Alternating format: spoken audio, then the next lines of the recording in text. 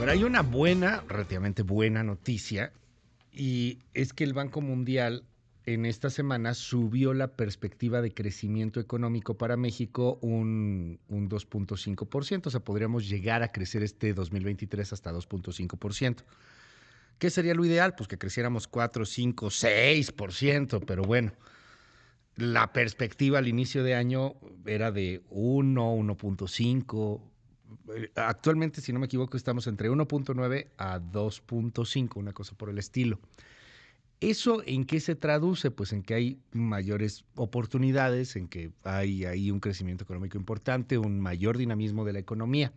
Tengo en la línea al Chief Risk Officer de Engine Capital, él es Fernando Garza. Fernando, te mando un abrazo. Muy buenos días, ¿cómo estás? Gracias, Luis. Muy buenos días a ti y a tu auditorio. ¿Cómo tomamos esta perspectiva del Banco Mundial en torno a la economía mexicana y me atrevo a decir en torno a las economías? Porque pues no es nada más que el banco esté viendo a México, está viendo las perspectivas económicas globales para este 2023. Sí, efectivamente, Luis, lo dices muy bien. El Banco Mundial recientemente subió su perspectiva de crecimiento para nuestra economía al 2.5%, cuando ya había hecho dos proyecciones, digamos, en crecimiento. En enero estimaba 0.9 y en abril 1.5. Así que definitivamente es una buena noticia. Esto también lo está haciendo para el PIB global, ¿no? Y de otros muchos países. Y además de este organismo, como el Banco Mundial, lo está también haciendo la OCDE, eventualmente lo hará el Fondo Monetario Internacional, y por supuesto nuestras autoridades, Banjico y la Secretaría de Hacienda, también están creciendo sus expectativas de crecimiento. Sin embargo, es importante, creo, para todo el auditorio entender finalmente de qué derivan finalmente estos crecimiento en las estimaciones para México. Y son dos resultados primordiales que estamos viendo como muy positivos. El primero, la inversión, ¿no? Y ahorita que avancemos te doy algunos datos. Y el segundo es el consumo. El consumo interno finalmente también se está fortaleciendo y eso está empujando un poco nuestra economía hacia adelante. Cuéntanos un poco el asunto en torno a la confianza que se está generando en torno al país, porque, a ver, el tema del consumo es muy interesante. En política está la sucesión, hay muchos asuntos ahí internos que de repente preocupan, pero cuando lo ves en materia económica, pues estás viendo que sí hay confianza, que sí hay ciertos gastos. ¿Cómo influye todo esto, Fernando? Sí, mira, definitivamente todos los efectos, sobre todo, mira, por ejemplo, en la inversión, ¿no? La inversión repuntó un 9.2% de manera anual en el primer trimestre de este año, ¿no? Y estamos viendo pues los efectos claros del nearshoring, ¿no? Y la ventaja que podemos tomar nosotros finalmente como una economía pegada a la de Estados Unidos y de todos estos conflictos que está manejando hoy Estados Unidos, pues con China y quizá con algunos otros países. En una forma muy particular, la inversión en maquinaria y equipo, es decir, empresarios tomando ventaja de nuevas líneas de producción para surtir más pedidos finalmente en el extranjero, seguramente, ha crecido casi a un ritmo del 16.1% anual, lo cual es una cosa muy positiva. Tú hablabas ahorita de la confianza. Sin duda, finalmente, todas estas noticias de inversiones reales, contundentes, palpables, finalmente, que se están dando en la República, pues es un símbolo de confianza, finalmente, y lo anterior es con independencia, digamos, del ruido que de repente se genera en el ambiente político, en pues algunas decisiones controvertidas y demás que se pudieran estar dando.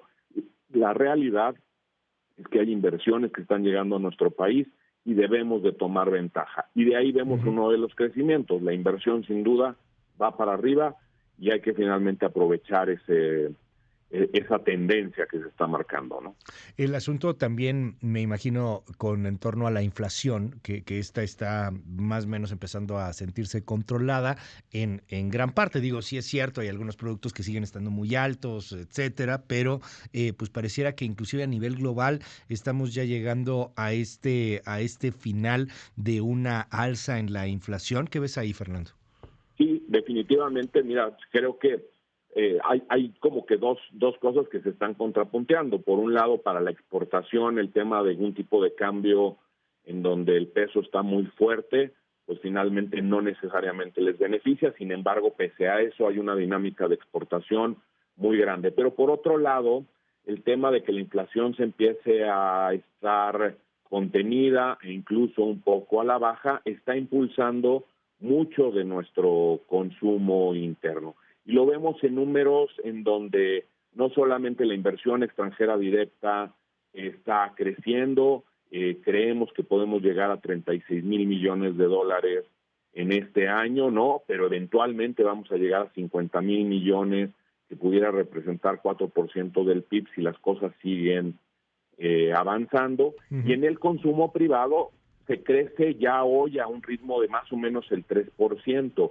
contra un 2.1 que era estimado. Y esto finalmente pues está siendo un factor determinante para la expansión de la economía.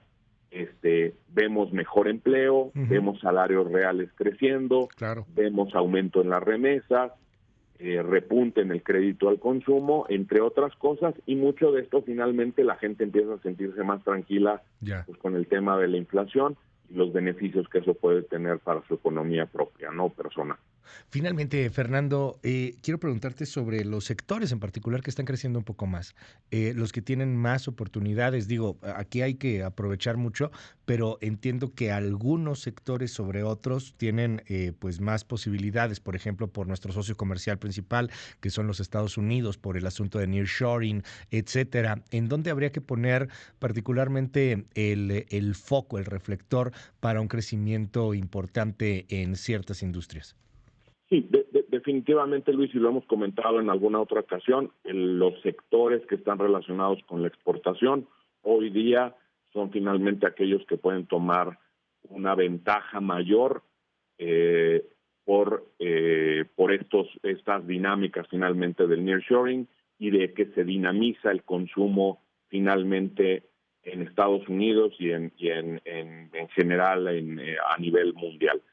Sin embargo, también hay otras industrias que son muy resilientes a los vaivenes de la economía, como puede ser la industria de los alimentos, ¿no? En donde finalmente también podemos tomar ventaja del consumo privado que finalmente se está estabilizando, incluso creciendo un poco, en donde pudiera la gente hoy tratar de tomar ventaja de eso, invertir y tratar de capturar algunas oportunidades de nuevos negocios que pudieran decir. Regreso al punto, maquinaria y equipo está creciendo a doble dígito finalmente, lo cual es una clara dimensión de que en muchos sectores, no solamente en el sector exportador, la gente está viendo perspectivas adecuadas, idóneas, para crecer su capacidad productiva, capturar algunos contratos que están por ahí y finalmente pues llevar a su empresa a un siguiente nivel, ¿no? Y atreverse a llevar a la empresa al siguiente nivel, creo que es muy importante aquí el trabajo que hace Engen, Fernando, por